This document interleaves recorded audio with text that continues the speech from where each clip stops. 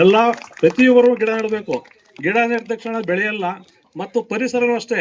ಯಾರು ಅವ್ರ ಮನೆ ಮುಂದೆ ಮೋದಿಗೆ ಹೇಳ್ತಾರೆ, ನಮ್ಮನ್ನ ಕೆಲವರು ಕೇಳ್ತಾರೆ ಮೋದಿ ಬರ್ತಾಯ್ತು ಅಂತ.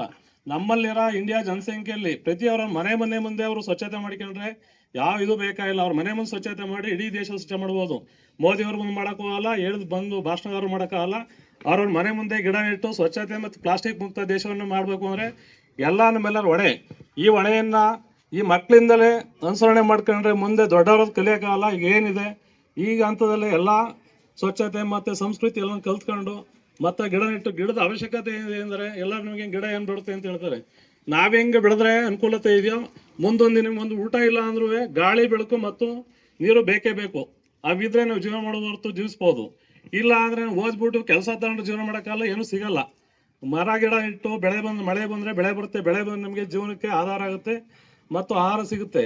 ನಾವು ಓದ್ಬಿಟ್ಟು ಕೆಲಸ ತಗೊಂಡು ಓದ್ತಾ ಇದ್ವಿ, ಕೆಲಸ ಕೊಟ್ರೆ ಎಲ್ಲ ಸಿಗುತ್ತೆ ಅಂತ ನಮ್ಗೆ ತಪ್ಪು ಮಾಹಿತಿ. ಆದ್ರೆ ಎಲ್ಲ ಮಕ್ಕಳೆಲ್ಲ ಒಂದು ಇದಾವಿ.